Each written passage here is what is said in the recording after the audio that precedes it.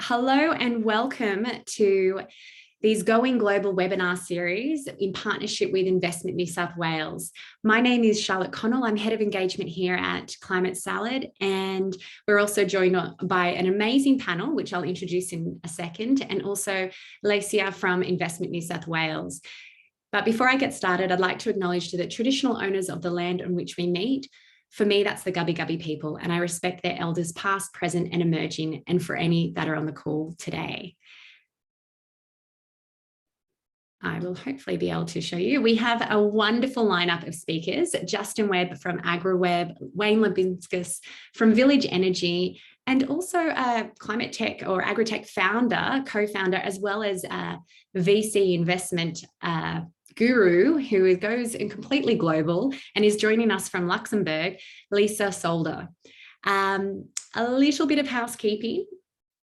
If you can please keep your phone or your call on mute, we will have opportunity for questions at the end.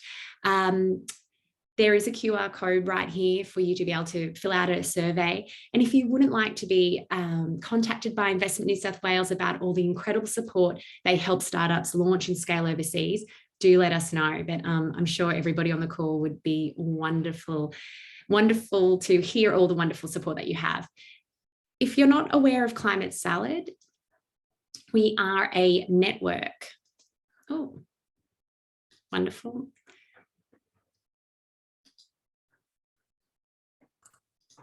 I'm not sure why my screen has frozen there, but we are a network to help boost climate tech founders and help them reach their global potential. So we'd like to help 1,000 climate tech companies scale and 10 become green unicorns. So I will now hand over the mic to Leesa.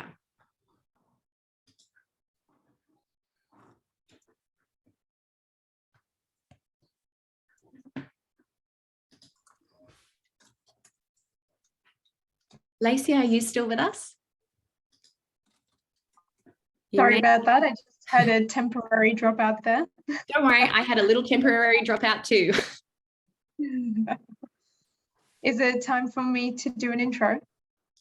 I would love for you to do an intro into Investment New South Wales and maybe give us a little bit of an inkling of the incredible support that you offer New South Wales-based startups.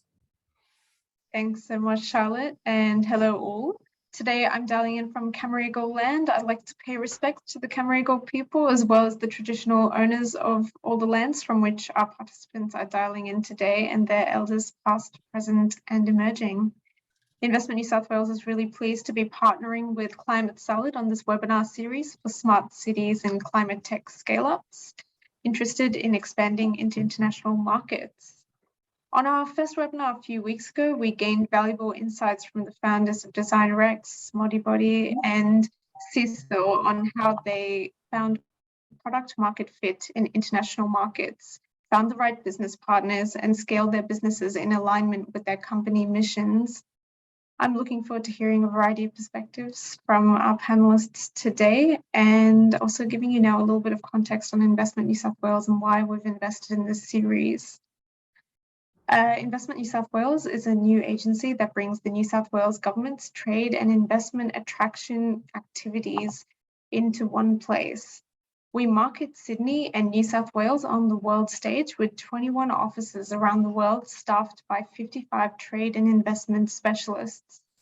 One of our focuses is to support high-growth New South Wales businesses to achieve commercial success in international markets by providing trade advisory services and programs, including this webinar series.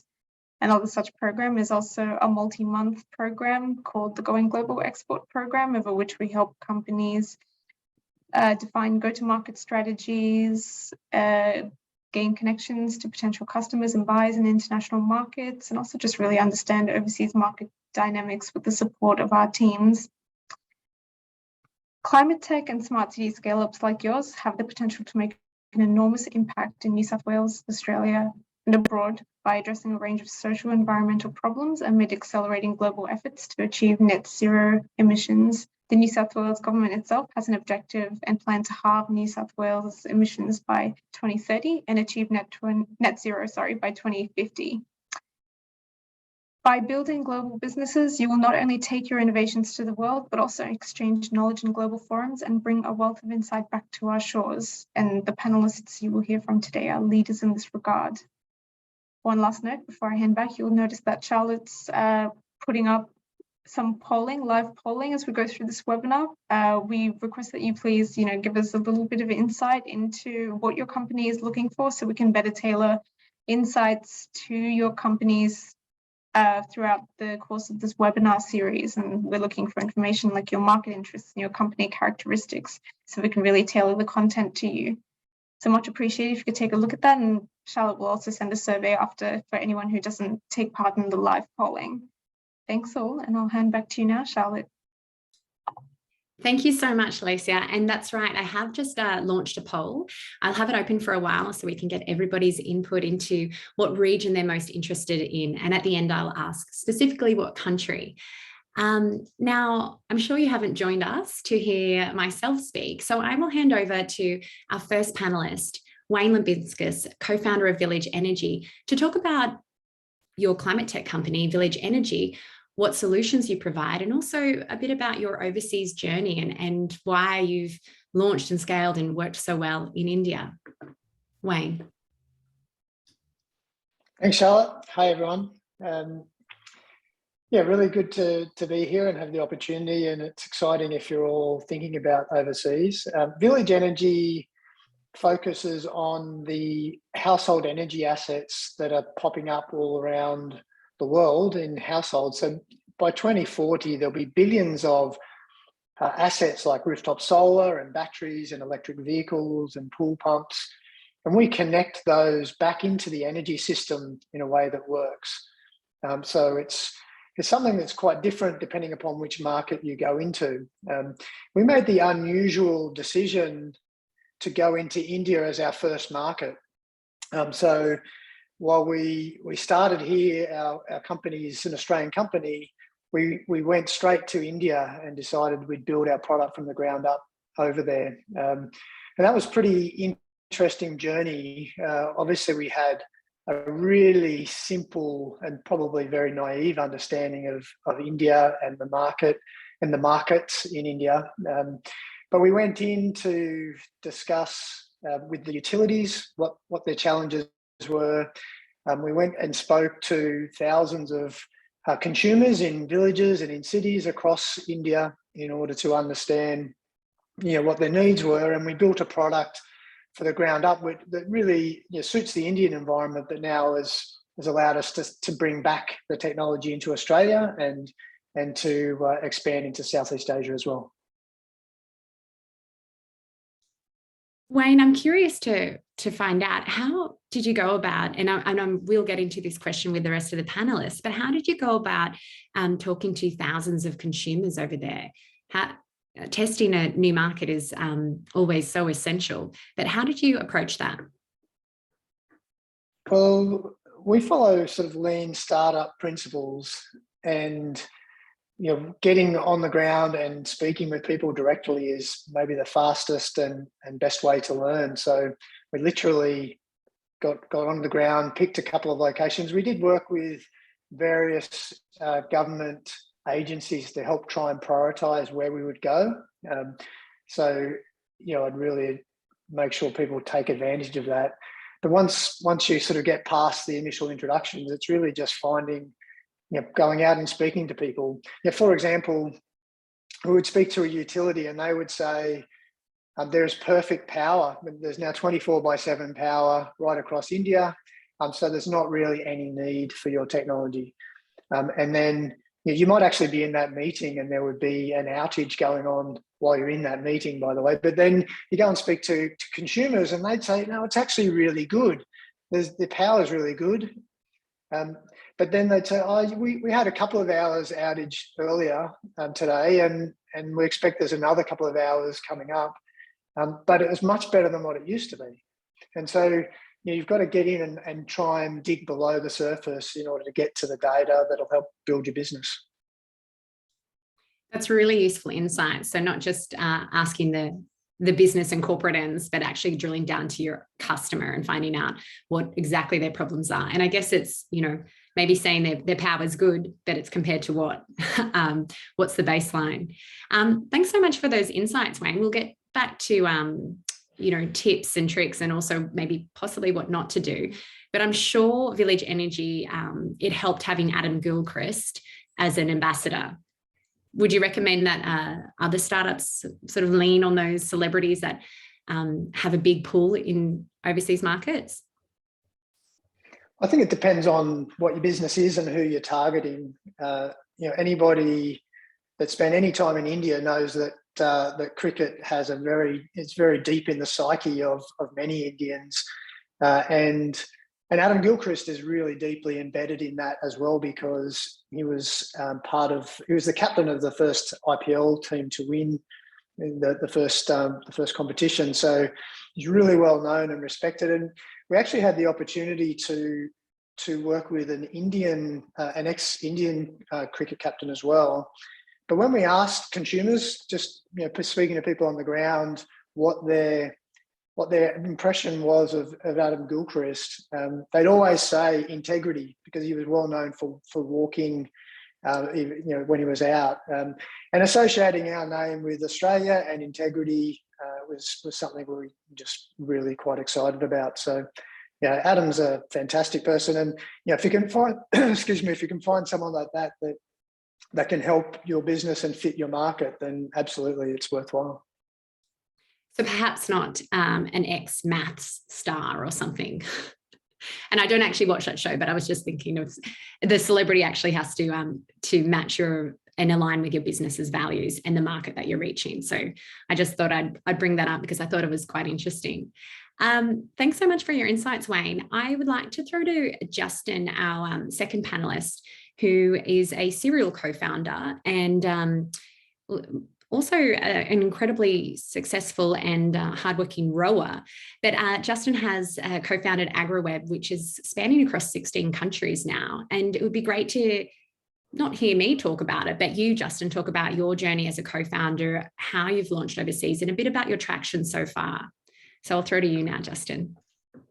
Sure, thank you. And I'm afraid you've certainly exposed your evening activities and your television proclivities in that last statement. So it's recorded and transcribed for all of us. So Agri-Webb, I launched Agri-Webb together with co-founder in 2014. And it's really interesting. I'm sure people will be wondering what on earth is a cow software doing as being part of the climate salad. The Agri-Webb is a software for red meat producers, sheep and cattle, to make their production on farm more profitable, productive, and sustainable. And I think the important thing to recognize in here, because there's so much narrative in the public sphere around, the friction between flexitarianism or not eating natural meat and moving towards synthetic protein productions, but in essence, the original production of red meat, grass-based, pasture-based production of beef, when associated with rotational grazing, i.e. moving the animals around, which is what software helps the farmers do, sequesters more carbon into the soil and into the plant than is emitted by the animal. And that's more carbon than if we did away with the animals altogether, i.e. if we left the fields to regrow or rewild, as they say. So the mission that Agri-Webb's on is to empower all of our farmers and the entire meat production industry globally to shift from high-intensive meat production that is awful for the environment to, in fact, a net carbon negative, such to the point that it's scalable enough to offset some of the world's biggest carbon footprints of cloud-based companies like Microsoft, Amazon, and Google, who do at the moment currently pay some of our customers for the carbon sink that they record of sequestration into their soils. And we're doing this really at scale. We've got about 13,000 farms or farmers using the product across 16 countries. That covers, in terms of scale, it's about 125 million acres. And when we start talking quantification of that, you sequester approximately a high rainfall, which is typically our customer base. You sequester about 2.5 tons per acre per year of carbon into that space. So if you look at the land alone that we're looking at, it's over 300 million tons of carbon into the soil every year. That's equivalent to, over 80 million cars worth of emission. And I think that's a really exciting mission, and taking one of the greatest scourges on the planet, as current media would have us perceive, and actually turning it into one of the most scalable solutions. It's great to hear, Justin, because that's right. We need solutions for not everyone will be able to go vegan or vegetarian. And these primary producers have worked on our lands for generations. So it's great that they have a solution to go to. What was the first market that you entered other than Australia? Or was it like Wayne? And did you trial this overseas before Australia? No, unlike Wayne, we definitely did start in Australia, and not just in Australia generally. We started in the Western District of Victoria, and sort of grew almost in concentric circles.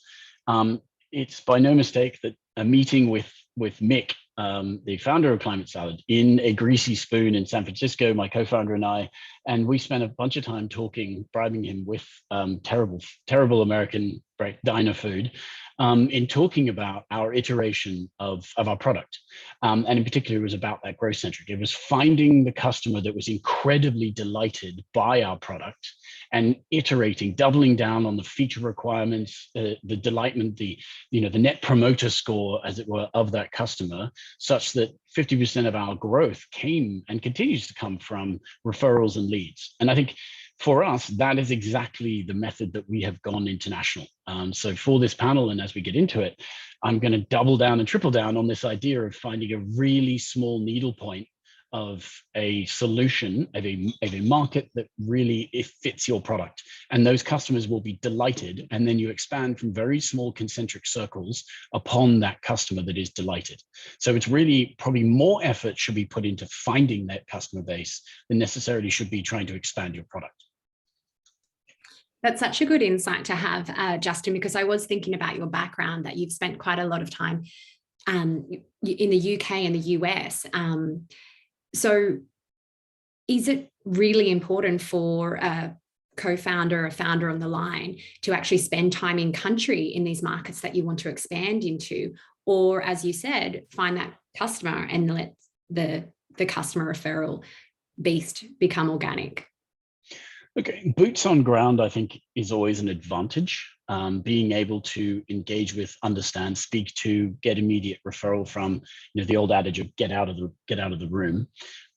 It's always an advantage, but it's not a certainty. We opened the United States in the past 2 years without being able to travel there, and hired a team of 25 over there now, and I hadn't met them until a month ago. So it is certainly possible to get into a market without it, but particularly early on in your expansion, when a wrong step could be a vital mistake, in the true sense of the word. I think that you should be trying to get over there and understand that customer, who's going to use it and what feedback you're going to get in order to delight them. Thank you so much, Justin. And we will get into tips and also cautionary tales about possibly what not to do when expanding overseas. But it's great to have that. I've got way more mistakes than I have successes, so happy to share. Good. We want to hear them. That's the best time when we can learn from failures, especially if they're not our own failures. I would like to pass on to our final panelist, Leesa Soulodre, who is also a serial co-founder and works globally, is also coming to us from very early hours of the morning in Luxembourg, but also from a VC and investment perspective. When you're looking to invest in climate tech and smart solutions for the built environment, are you looking for that agility to go across different regions? What is it that you look for in investment? Yeah, it's a great question. So good morning, good evening, and good afternoon, everybody. I'm Leesa Soulodre. I'm the general partner of R3I Capital, and we have a gender lens $20 million deep tech venture fund scaling into climate technologies that deliver an environmental or a social impact. So the E and the S, and of course the G, are very important to us. So I think the reality is, at the end of the day, as a fund manager, my ultimate objective for my limited partners is to deliver performance. And I need to make sure that you as a company can return the fund. So at a very basic level, fundamentals first, I need to make sure that you're a viable business, that you are capable of delivering revenues, market share, that you are cost efficient, and that you are capable of scaling across 10 markets or more. That's our minimum viable product in terms of screen. And to do that, we have our own proprietary risk scoring, which allows us to really get in under the hood and deliver deep due diligence that not only we use, but we also share with other investors. And we are trusted by some of the world's best investors to also do their due diligence. The second thing that we look at, and the most important for me personally, is the environmental, social, and governance impact of the product. If there is no clearly definable and tangible environmental or social or governance impact, I'm not investing. And so I really need to work with you collectively to understand what's the problem that you're solving, how is that truly tangibly going to make an impact, and how by taking my capital are you going to amplify that impact? And then what is the key metric we're going to use to measure that? Now, the reality is no startup starts out thinking like that, generally speaking. But the reality is if you're in any kind of deep technology business, generally by default, the problem that you're solving has some level of linkage to the SDGs. We only back patent-based research. So typically the founders that we meet in a lab and we spin them out of the labs. And over time, of course, we get to scale them cross-border. Usually it's a scientific founder that we meet in the lab. Usually they either have not yet got a company or are just in the process of forging a company, or they're sitting inside some accelerator. And we are really good at helping them put what I call the poison pill in that tech transfer from the university to make sure they actually get a viable commercial model on the other side. And that then we support them to accelerate the top line. We support them in filling out the round of capital so that they have other smart capital at the table, not just us. And most importantly, we help them tap into non-dilutive funding pathways. So far, in the last 18 months, we've helped our founders raise $55 million in non-dilutive funding. And we are strong believers in the geographic arbitrage that exists between Asia Pacific, the EU, where we have 95 billion euros to invest. And you're lucky because climate and gender lens is a very big focus for European investment, as is deep tech. And then what we do is once we pump it full of non-dilutive funding sources, we get that MVP in the European markets, we then scale it into the US markets. And generally, as we bump across the world, we get a 70% arbitrage in increase in valuation. So if I'm a founder in a small market, Australia is called an emerging market in the world of VC. I think it's the only market in the world that has venture debt at 30%, which is absolute insanity. I strongly encourage you all to look offshore for your money. If you're truly just chasing a domestic round, there's just not enough deal tension to give you a decent valuation. And there's also, generally speaking, you're in a small market with a small customer base. And so the reality is that's going to give you a small valuation.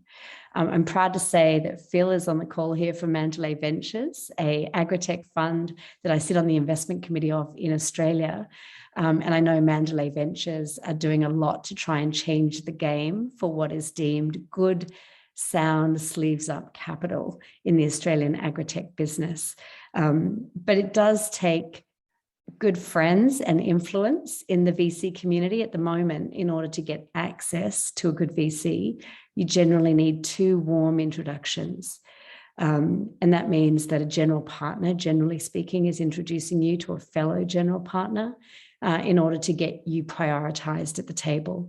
Getting access to deal flow is not our problem. I have so much deal flow. It's like pouring in like a worm farm, and I just can't contain it all, right? It's really a struggle.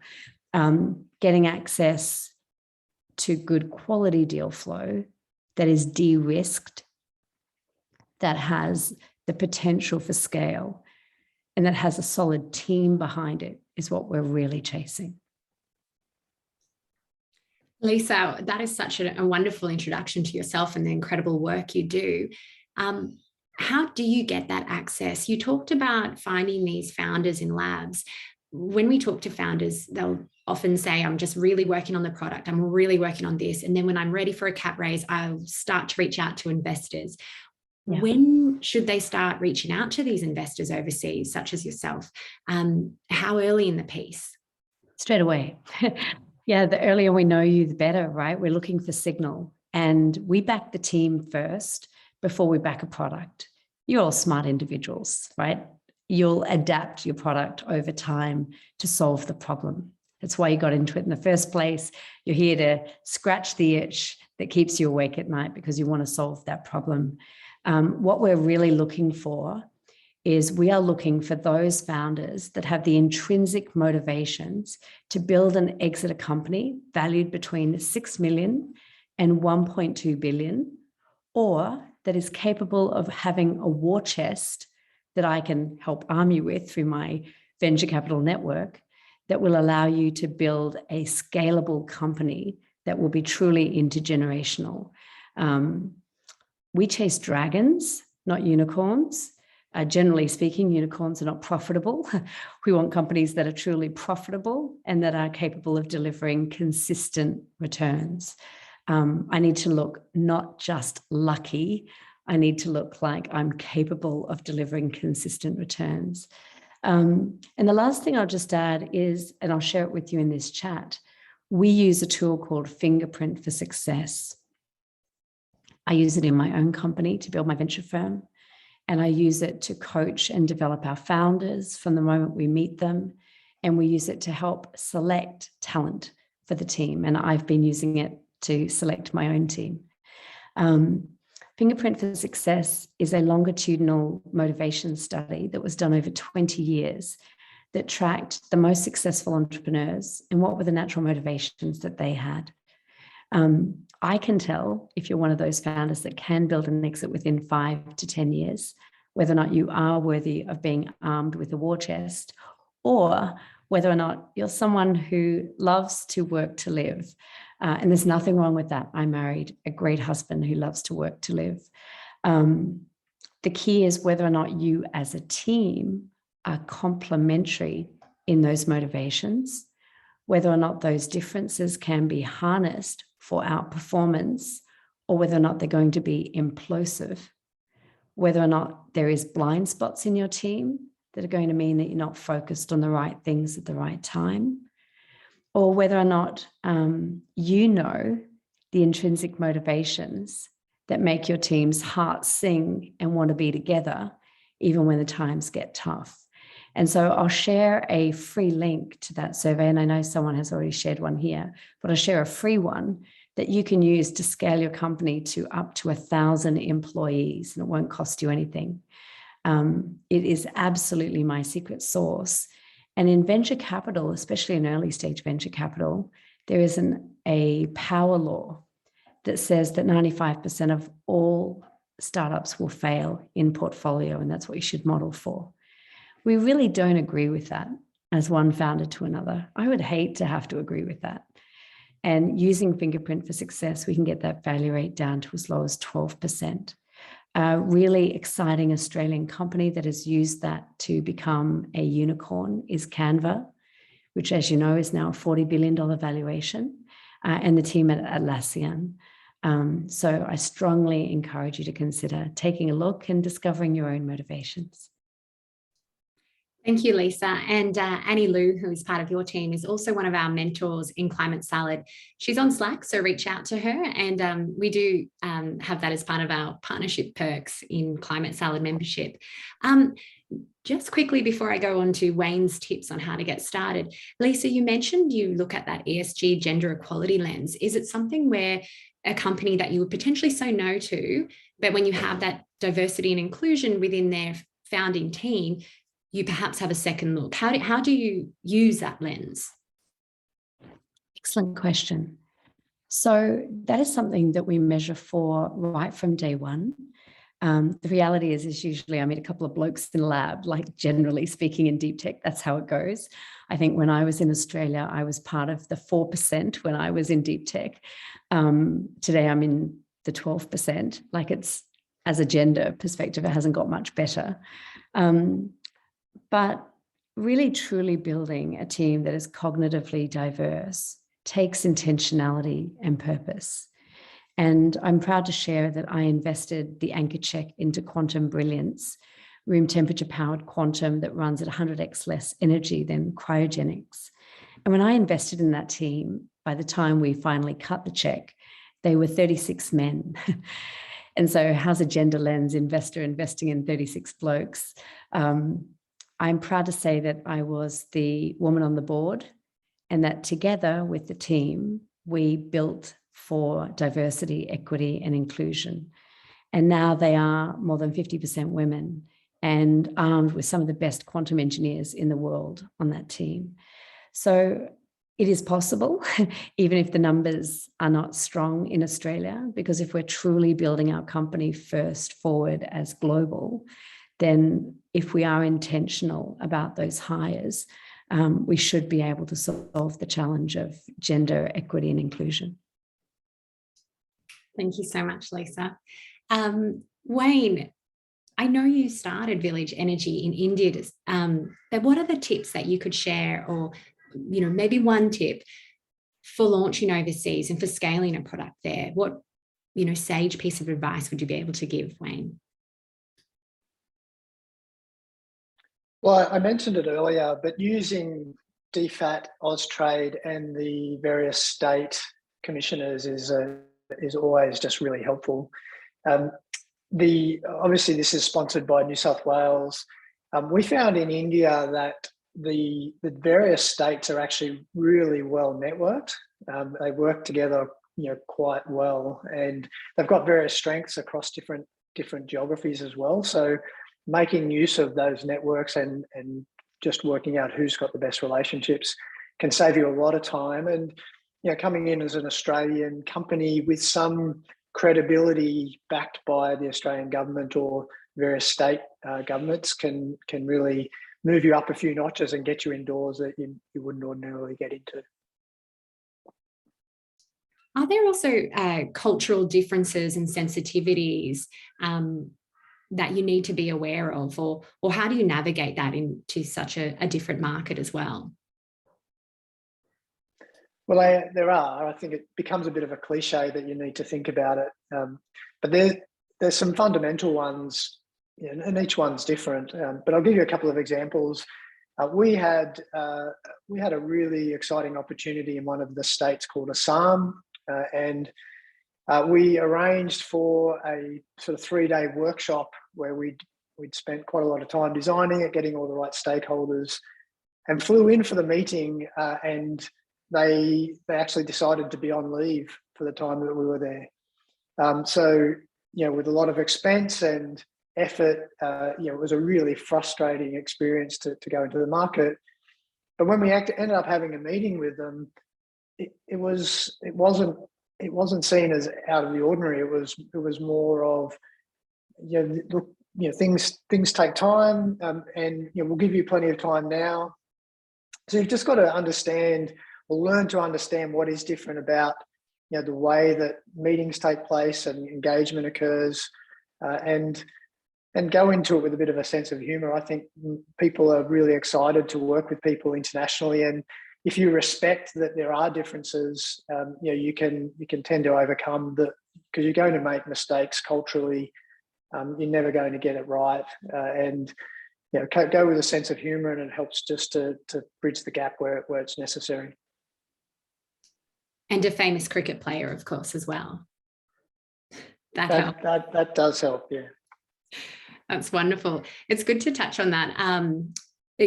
Sort of bit of, not, it really doesn't sound like it was your mistake, but it also just to know that it doesn't always work out to plan.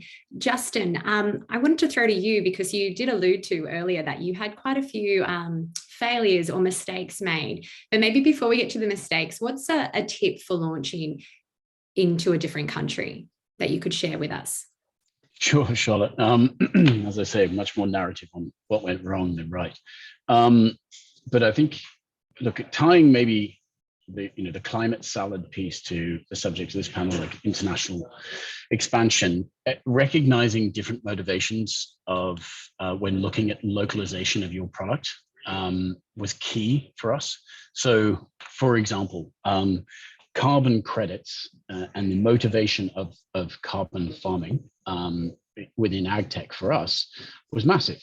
Here in Australia, it's kind of, it's so well publicized, it's on the tip of everyone's tongue talking about carbon credits. And that's a real motivator. People speak about that as a ancillary or beneficial revenue line or revenue stream for farming production. Whereas in the UK, that's not even on the radar. The reason for measuring, quantifying, and reporting your carbon is all about accreditation.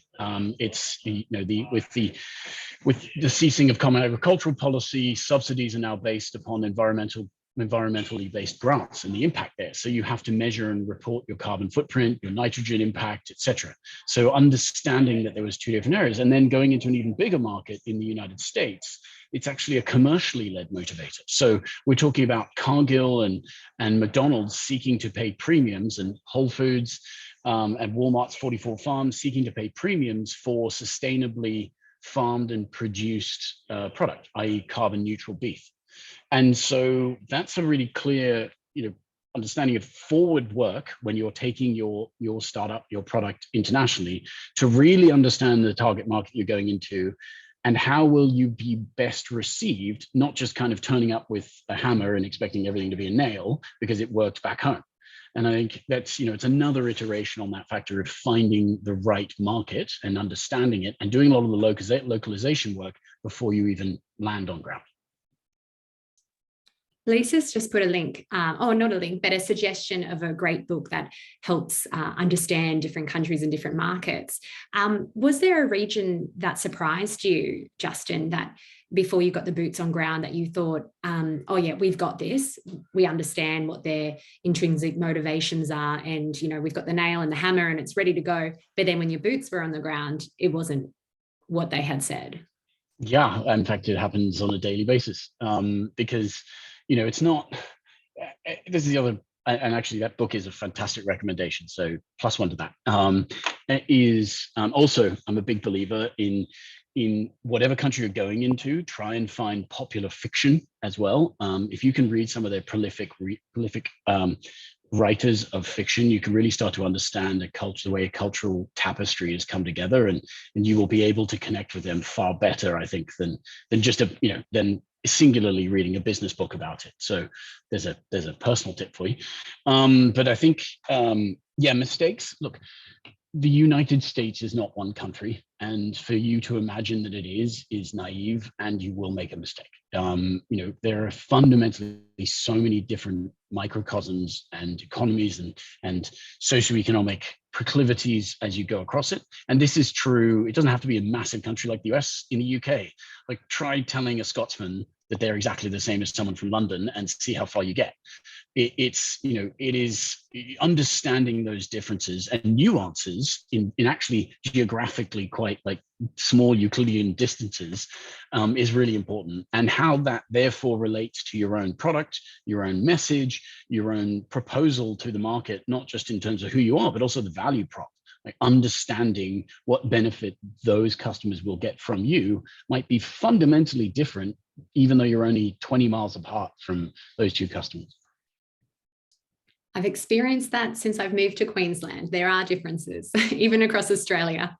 Lisa, well, let's not get personal. No, I mean, I love my new home.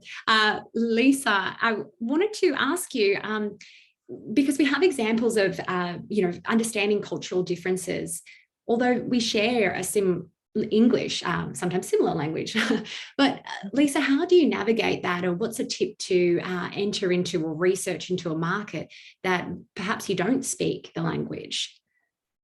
I'm just about to scale into 30 countries for She Loves Tech. And I speak 5 languages, but I don't speak all of those. So I think we live in an age of great immobility thanks to the pandemic. And never has there been a better time to work through partners. And so in order for me to access these 30 countries, I'm signing community partners who are going to be my champions on the ground to plug me into the local ecosystems that give me grassroots knowledge and access. And in return for their time, they have, brand association, they have access to the know-how and the talent of our team, and they have access to our global network to help them in the businesses that they're in. And these kind of local champions or community partners are just a huge web of market access potential for us. I think the second way in which we go to market, just because we're an Australian company, doesn't mean we're only Australian. So I'm a huge fan of the city of Luxembourg, which many of you may never have been to. I had never been there until 3 years ago. And last July, I pulled my family out of Singapore and moved them to Luxembourg. And I did that for a reason. Luxembourg, after Brexit, is the primary English-speaking country into the EU. We used to land our founders into the UK, but then we had Brexit and we lost all those access to non-dilutive capital. And so many governments around the world are slowly pulling out of the UK, and 8 fintechs a day have been leaving, just to give you the context.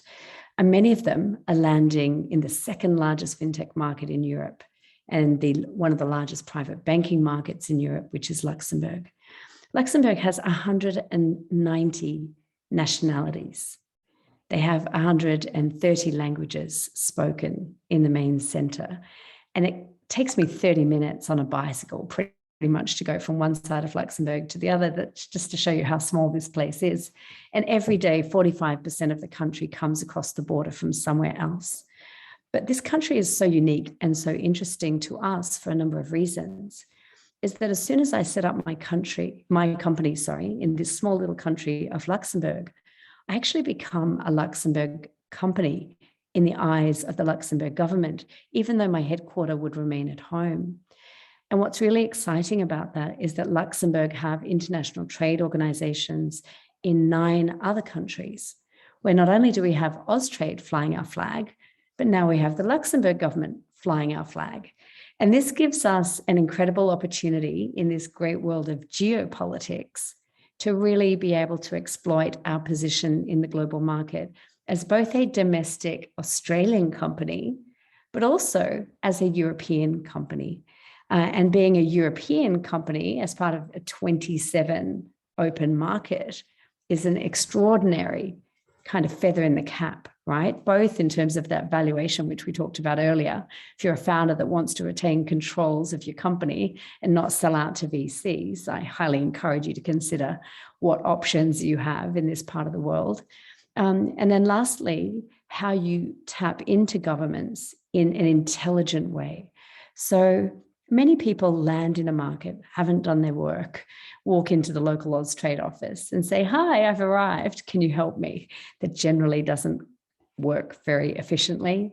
I've landed 6 companies in Luxembourg in the last 9 months in the middle of a global pandemic, right? And every founder was not present. So it's totally possible to open your international offices without even landing in this country, even if it's totally hardly digital, right?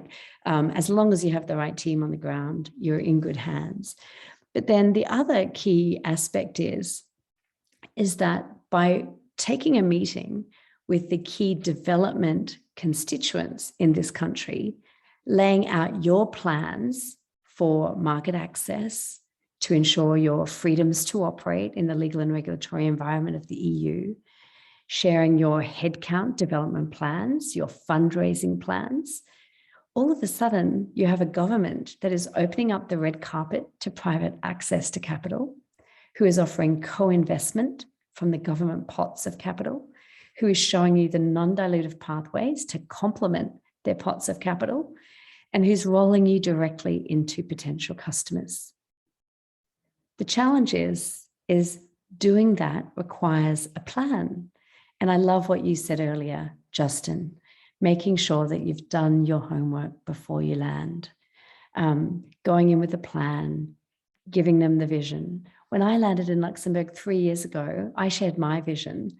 To be fair, I was there for a startup pitch competition for one of my founders. I hadn't done any homework on Luxembourg outside of, helping my founders get through this pitch competition. And I was lucky enough that the song I was singing was actually the global strategy of that government. And as such, here I am 3 years later, and I'm rolling out across. We're in 12 countries already, and we'll be in 42 countries by the end of the year. I have to say it's with great thanks to Austrade, it's great thanks to Enterprise Singapore, and it's with great thanks to the Luxembourg Ministry of Economy. So I encourage you to deeply get to know your government partners. They are your greatest asset. Such as Investment New South Wales, whom we've partnered with today. And Investment New South Wales is a key constituent of ours, and have honestly been on the ground every day, supporting our founders to get access to capital, to get access to customers, and also to make sure that from a company perspective that you are hardened, ready to land. And Investment New South Wales have been a great, great stakeholder for so many of our companies. It's so good to hear. I will open up in this last 10 minutes because it's so great that you have woven into your responses, Leesa, Justin and Wayne, some incredible advice to take on board. But I'll open up to questions. Feel free to use the chat, or you can even jump on in with a mic to ask. Oh, and also we've got a hand up already. Our founder of Climate Salad, Mick Liubinskas. And yes, they do have a similar last name because they're brothers. Yes, climate-friendly family, at least one of the generations. Justin, quick question to you. Mention a little bit around the different activities you did to enter like the US market. I think one of the challenges is sequence. So obviously, if you raise a bunch of capital, you can put a team in there and then go get customers. But sometimes you need customers to get the capital. You need team to get the customers. Like, was it slowly ratcheting up each at a time, or was there a kind of a logical sequence by which you built out the different areas in each market? Thanks, Mick. I mean, I could go back to the notes from our meeting in 2015, but yeah, look, it was sequential very much. One, it was having someone over there, literally jumping on a plane and going and testing the market, and that had to be a founder. It was my co-founder actually, and I got to say he found that pretty confronting, at least in our space. He had to go through a lot of, I don't want to get too political, but had to go through a lot of very red states in very deep Trump country, and that was, talk about cultural appropriation, and that was pretty intense. But to really understand where we should be placing and looking to open, I'll come back to my last two points. And then the other point was, Leesa was talking about going offshore for capital. Almost all of our post-seed capital has come from offshore. And, I'm sure that many founders on this call, it's a perpetual Damocles sword, that capital raising. So quite often, if you're looking to raise money from offshore, they're going to want to see evidence of your commercial ability to land and scale in their countries, and that might not just be them being painful. It might be a condition of their LPs, and so we definitely had to start doing that. That's why we went to the UK, and so to come back to your question, Mick, yes, like you have to understand which area you're going to do, and then you start investing a little bit. Then there's this huge issue of, at least we brought up, it's these tripwires of setting up payroll and understanding tax and all this stuff that like isn't moving your business forward. And so do whatever you can remotely to try and establish that foothold before you go into all that sunk cost of headwind, because it gets super expensive super quickly. Give you an example. This doesn't end, between Series B and C where we sit. We're like desperately trying not to go into Brazil, because as soon as you set up in Brazil, it's a huge difficulty of headwind to set up, all of the legal structures and requirements to do it. So we're actually looking to do it through partnerships. And I think that's a good example of it just doesn't end this iteration of growth. And doesn't matter when you look at Uber, that still struggles with battling international expansion. I think no matter where you sit, it's test, validate, verify, and then invest. Quick follow-up for that, Justin, to Wayne. Justin mentioned it had to be a founder. I think there's a temptation to be like, oh, awesome, I'll just hire a local sales rep with good network and connections. What's your experience of the difference and timing of a founder in market? What's the difference? What can a founder do that a great salesman, maybe a salesperson, can't do? Yeah, I don't think it's an either or, because as a founder, you learn so much just from being there, and you can adjust on the fly. Whereas it's hard for someone who's joining and trying to understand your business from afar to be able to make those sort of decisions. And some of those decisions, particularly in new markets, only a founder can make, because you're in a conversation, you've got something that's really exciting, but it can take you in a completely different direction, or it requires a big commitment of funds that you may not even have yet. So working through that, you can only really do as a founder. At the same time, particularly when, because of the cultural differences and other things, we've found that, working side by side with a local team member from really early days can help. And I'd also advise that it doesn't need to be really senior people, getting, younger but really excited, individuals working with you who you can coach and bring along, can go a long way to getting something that's sustainable in a market. And someone who's going to really be, cheering for you when you're not there. Awesome. And if everyone else is being more timid, one for Leesa. You mentioned in terms of entering those markets, EU has the benefit, I guess, of positive and progressed regulation, but even that regulation is advancing every 3 months. I see new taxonomies coming out. Yes. How do you the whole value proposition could completely change based on one of those regulations? How do you think about the founder's journey? When that can make such a big difference, and you've got to survive through to maybe the whole world having a proper price on carbon. Yeah, it's a great question. Look, I think personally speaking, I'll just share a story. I met a woman on a plane, as you do. Always be open to people you meet on planes. She changed my life. She was the founder of the Advanced Digital Science Center of Singapore, and in the space of a flight, we pretty much commercialized everything in her lab. And she has a photographic memory. And she said, when you get back to Singapore, you're going to do these things for me. And she documented the things that I was going to do for her in an email and sent it back to me. That was a decade ago.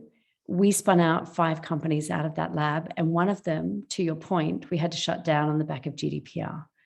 And so I think the question really is, because I think there's 2 issues. It's not just freedom to operate in terms of legal and regulatory license to operate.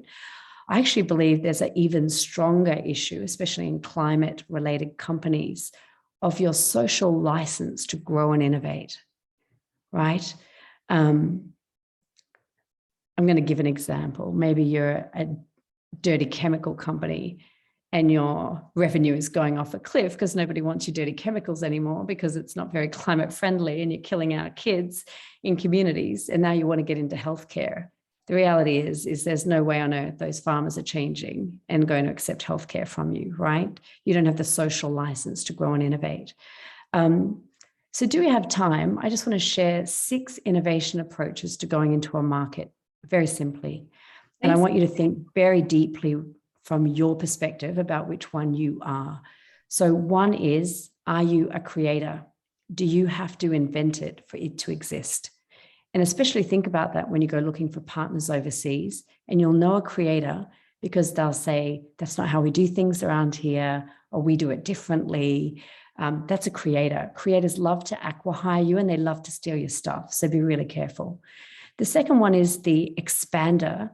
And I put Syngenta in that category, due to chemicals / healthcare. Syngenta don't have the social license to grow and innovate, in my humble opinion, into healthcare. The only way they get into healthcare is if they invest in you or acquire you, or if they invest via a VC into you. And so you'll notice expanders. Coca-Cola was a great one. They started delivering blood on their value chain, right? They're expanding into a whole bunch of different markets, but they're doing it through completely different industry segments. The other one is a fast follower. So if Tesla is the creator, Nissan Renault is the fast follower. And fast followers, don't go and meet them until you're tech readiness level 7 or more, because you will be too junior, too early for them. You need to be a hardened product capable of scaling across 10 markets or more before you invest any money in curating that relationship. Otherwise, you're just burning your time, burning your capital. The ones that are really, really good for you to stay well away from are the defenders of the turf. They will give you an accelerator program with all these wonderful perks that look so good on the outside, but they're just going to suck your time and they're going to suck your money, and they want you to go out of business day by day as they entertain you but never buy from you. The ones you do want to work with are the open innovators who are willing to put some skin in the game for proof of concept, like Justin said, the ones who are delighted by your value proposition and who are complemented by the value that you bring. And finally, the other one, which is what I think the really strategic one, which is the one that wants you to leverage the stack. By working with you, you add more value to the stack. And they're the really sticky ones. That's where you're going to grow your business really, really quickly. And you're going to have a long-term sustainable customer that continues to deliver revenue year after year. So I'll drop a link so you can get deep and dirty into those 6 prototypes. But yeah, buyer beware. That's you, the founder, going into these markets. Make sure you're finding the appropriate partner with the right innovation strategy for you. Thank you so much, Lisa, for your insights and advice there. And Wayne and Justin, it was so great to hear the trials and tribulations that you've had and the successes. But, you know, as you alluded to, it's those sort of mistakes. But I'm sure everyone on the call has got an incredible amount of insights from this chat and this panel. Lisa, I've had a few messages asking if you can put the Fingerprint for Success link in there as well as this. So we have recorded it and I will be sharing this out. But in great climate salad tradition, I'd love for you to get on your cameras and take a group selfie. Am I a millennial? Possibly. I'll still say I'm that. So this is part of, you know, this is what we do. Wonderful. Thank you so much for joining us. And of course, if you have further questions, reach out to myself or Lacey, and I'll see if I can, you know, help put you in contact with the right person or get the answers for you. If everyone can smile, that would be great. Wonderful. Thank you so much. That is all we have time for. This has been a very illuminating panel and you've been incredible. If you miss those links, I will grab them for you. But thanks so much for your time today. I hope you had your lunch and you learned a bit more. Look out for our next Going Global Going Global series webinar, which, looking by the results so far with the survey, looks like we will be focusing our energies on the Americas and talking to climate tech founders who've been quite successful there. So thank you so much for your time.